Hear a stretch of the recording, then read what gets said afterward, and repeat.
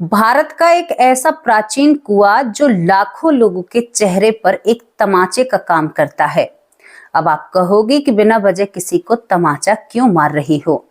तमाचा ये उन लोगों में मारता है जो लोग कहते हैं ना कि अंग्रेजों ने भारत को बहुत कुछ दिया, जो लोग कहते हैं कि आज से 150 या 200 या 300 साल पहले भारत अनपढ़ लोगों का देश था। उन लोगों के चेहरे पर भी ये कुआं तमाचा मारने का काम करता है। जो लोग कहते हैं कि मुगलों ने भारत को बहुत कुछ दिया। मैं आपको खुले शब्दों में बता दूं कि जो अंग्रेज थे और जो मुगल थे उन लोगों ने भारत को कुछ भी नहीं दिया। केवल भारत की जो धरोहर थी या भारत में जो प्राचीन चीजें थीं उन्हें तोड़ फोड़ कर उसी तरह से खड़ा कर दिया और कहते हैं ना कि एक पट्टा, एक लेबल, एक मोहर अपने नाम की चिपका दी और कह दिया कि हमने तो भारत को बहुत कुछ दिया है। कहां से लेकर आए थे? इसी भारत का था, इसी भारत की इमारतों को तोड़ा गया था। जो इमारतें बन रही थी हूबहू उसी तरह उन्हें बनाया जाता है, थोड़ी सी फेर बदल की जाती है। वही पत्थर और वही ईंटें होती हैं जनाब, केवल नाम अपना बदल दिया जाता है। भारत को किसी ने कुछ नहीं दिया, भारत को लूटा है, भारत को छीन किया है। भारत की आबादी, भारत के लोगों को इतनी सारी ठेस पहुंचाई है कि मैं आपको क्या बताऊं। क्या दिया? मुगलों ने क्या दिया मैं पूछना चाहती हूं। अंग्रेजों ने क्या दिया? भारत को लूट कर ले गए। मुगल जो यहाँ पर शासन करते हैं, यहाँ के हिंदू राजाओं को, हालांकि कुछ हिंदू राजाओं ने भी बेईमानी की और उन लोगों के साथ मिल गए और बहुत कुछ उन लोगों ने फिर अपने ही तरह हर्जाना भरना पड़ा क्योंकि उनकी बेईमानी थी ना। कहते हैं कि यहाँ पर मैंने बहुत लोगों के मुंह से सुना है, आमने सामने सुना है। बहुत लोग मुझसे कहते हैं कि आमने सामने भी कह देते हैं, वैसे भी कह देते हैं कि अरे अंग्रेज नहीं आते तो भारत में ये तरक्की नहीं होती, मुगल नहीं आते तो भारत में ये इमारत नहीं होती। क्या उन इमारतों को बारीकी से आप लोगों ने देखा है? पता है उसमें वही पत्थर लगे हुए हैं जो पहले थे।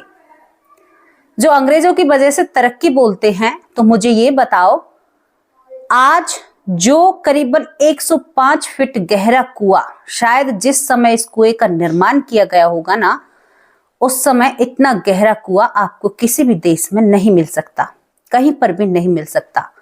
कैसे इस कुएं का निर्माण किया गया होगा, कैसे इसे खोदा गया होगा, जबकि जमीन के जो पानी का स्तर है ना, जो जमीन के पानी का आपको आपकी ही भाषा में बताऊं, जो जमीन के पानी का लेवल है वो 20 फुट से नीचे नहीं था।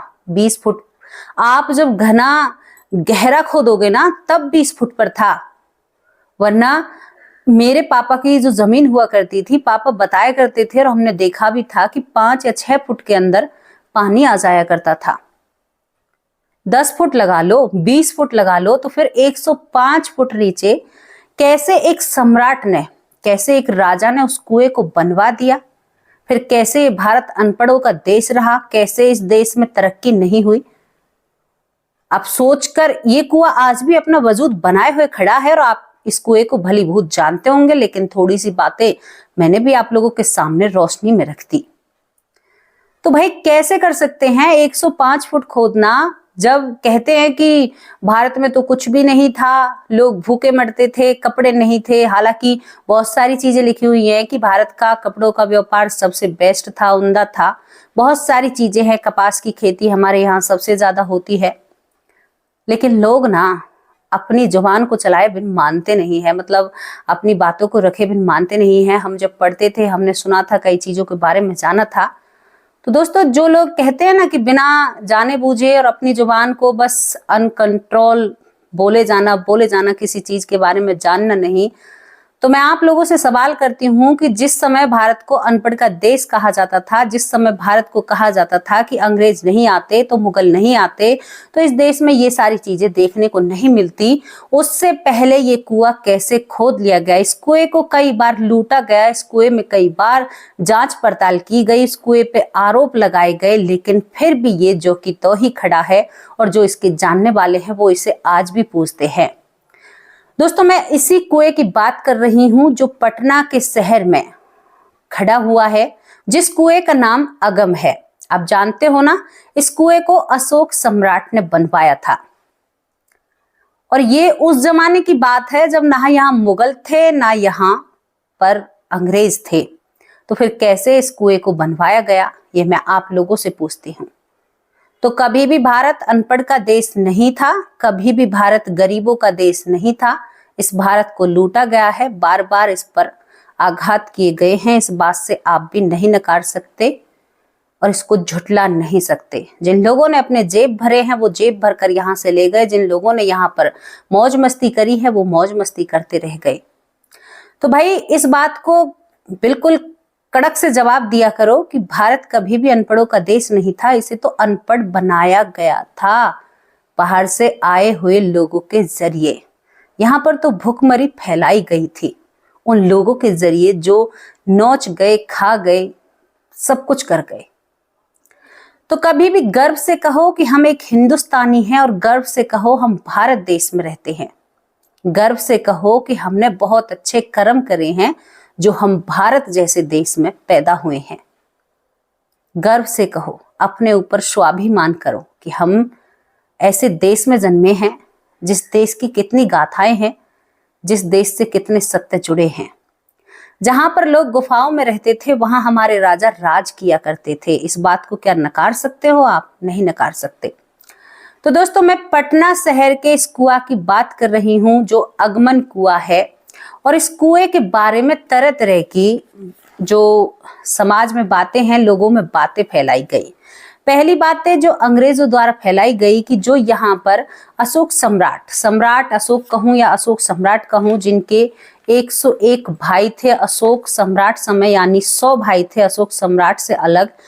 लोग कहते हैं कि अशोक सम्राट ने अपने भाइयों को मार दिया और इस कुएं के अंदर फेंक दिया, लेकिन आज तक किसी के पास कोई सबूत नहीं है।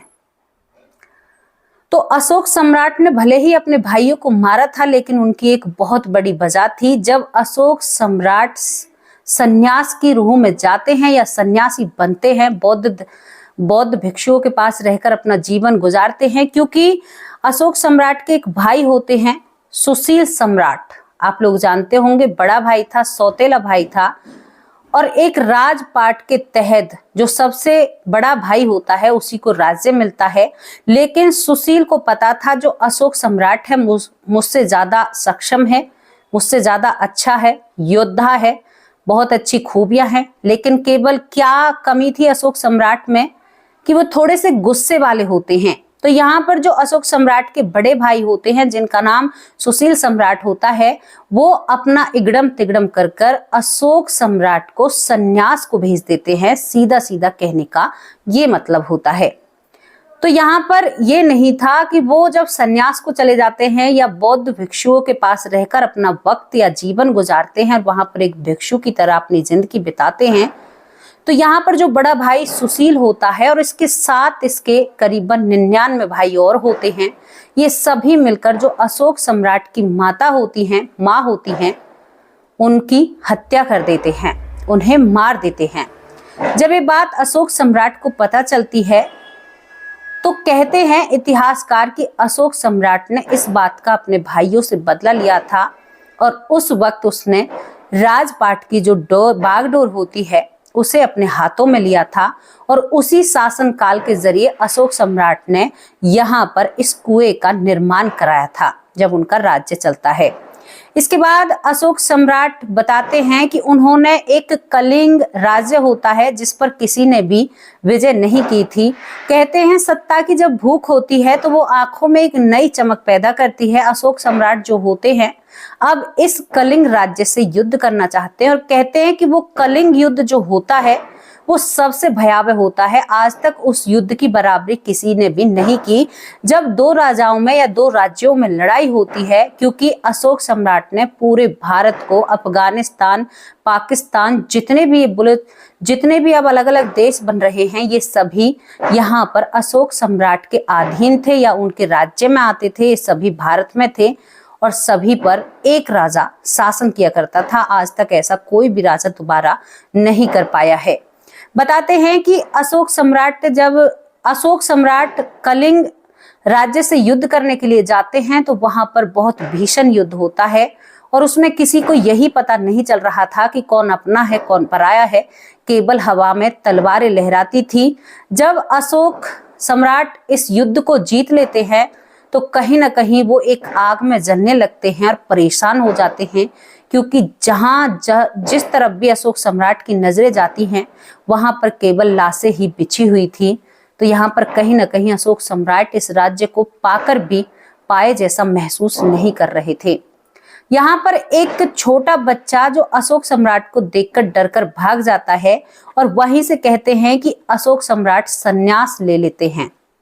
ये लोगों का कहना होता है, ऐसा इनका इतिहास होता है। दोस्तों ज्यादा तो मैं इसके बारे में नहीं जानती, लेकिन जितना मैं जानती हूँ उतना मैंने आप लोगों को बताया है।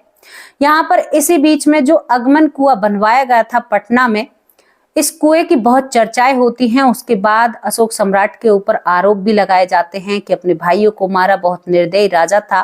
लेकिन ये सभी आरोप यहाँ के इंसानों ने नहीं लगाए, केवल अंग्रेजों ने ये आरोप लगाए, मुगलों ने ये आरोप लगाए।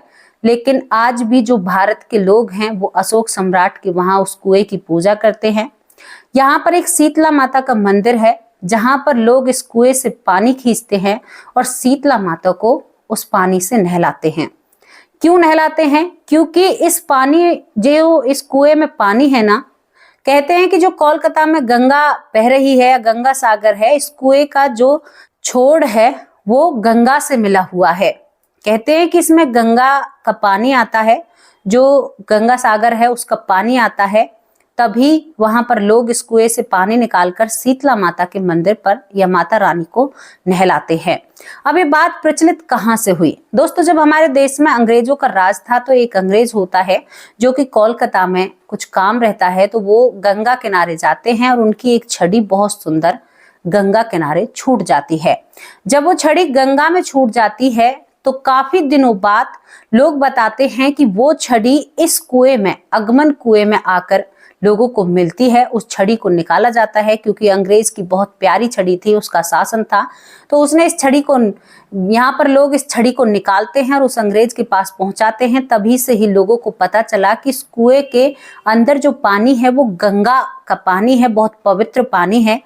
और यहाँ पर इस कुएं के बारे में बताया जाता है कि इस कुएं में कभी भी पानी का लेवल घटता है और नहीं बढ़ता है, मतलब एक ही जगह पर अपने आप को मेंटेन कर एक कुआं रखता है।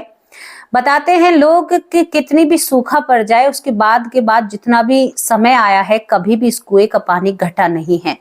कहते हैं कि कितनी भी तेज बारिश हो जाए लेकिन इस कुएं का पानी कभी बढ़ता भी नहीं है, ये वहां के लोग कहते हैं। यहाँ पर बताया जाता है जब अशोक सम्राट ने इस कुएं को बनवाया, उसके बाद उनका राजपाट जब खत्म होता है या वो इस दुनिया से चले जाते हैं, तो यहाँ पर जो भी इस कुएं के पास या चोरी करता, तो चोर एक सिक्का सोने का इसमें जरूर डाला करता, एक शुभ संकेत के नाम से।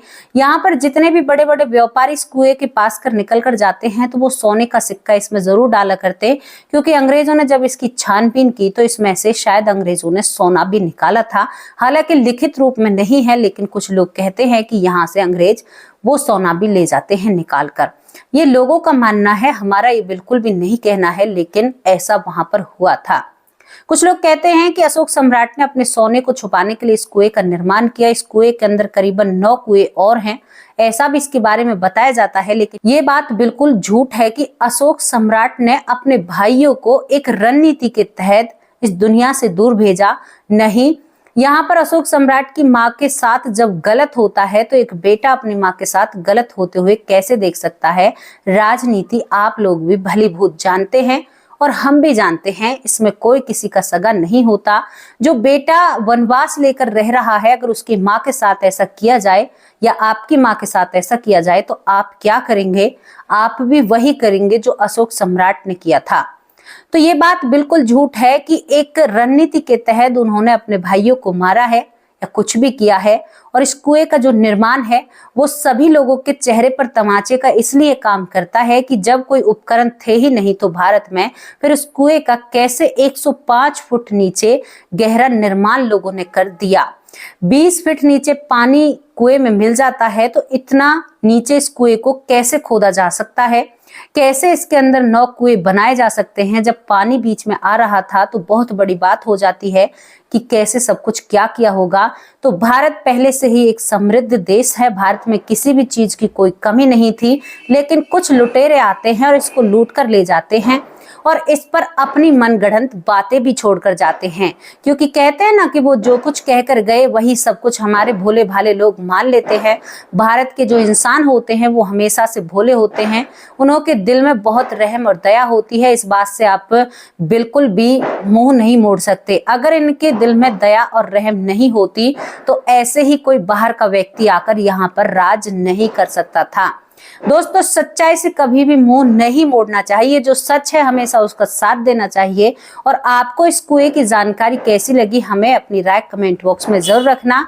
और इस कुएं का निर्माण जब इसकी जांच पड़ताल की जाती है तो बड़े बड़े साइंटिस्ट आकर इसकी जांच पड़ताल करते हैं और वो भी नस्त मस्तक होते हैं। हालांकि खजाने का राज कोई भी नहीं देता है और कोई भी उन भाइयों के अवशेष भी नहीं बताता है इस कुएं के अंदर।